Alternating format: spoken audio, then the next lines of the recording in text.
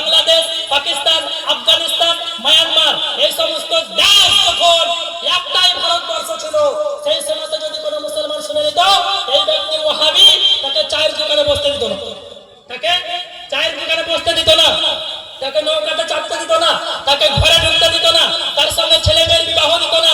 সেই সময় ইংরেজদের শাসনামা ছিল, ওয়াহাবির ইংরেজদের পা ধরে বলেছিল মানুষরা আমাদেরকে সম্মান করে না, কুকুর চাইতে বেশি খারাপ মনে করে, আমাদের আহলে হাদিস নাম চেঞ্জ করে ওয়াহাবি করে দেওয়া হোক। মাথায় ইসলামের সুন্নত রেখে আল্লাহর কসম খেয়ে বলছি মুসলমান, ওয়াহাবিদের গুরু হুসাইন আহমদ বাটালবি ইংরেজদের পা ধরে নাম চেঞ্জ করেছে আহলে হাদিস। এই রিকোয়েস্ট করার পর ইংরেজরা এই নামটি দিয়েছে আহলে হাদিস মুসলমান। এটা কাদের দেওয়া নাম?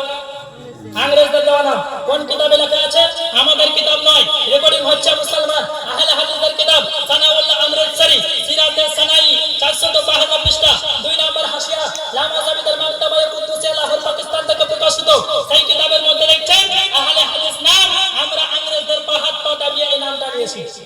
আহলে হাদিসের পুরো কিতাব তারিখে আহলে হাদিস প্রথম খণ্ড 124 নম্বর পৃষ্ঠার মধ্যে লেখা আছে আহলে হাদিস নাম ইংরেজরা দিয়েছে।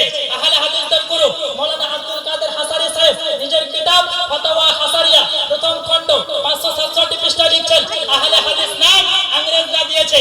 আহলে হাদিসদের কিতাব আপনার মাওলানা মুহাম্মদ আপনার সানাউল্লাহ আমৃতসরি রাসাইলে সানাইয়া 102 নম্বর পৃষ্ঠার মধ্যে লিখছেন আহলে হাদিস নাম ইংরেজরা দিয়েছে।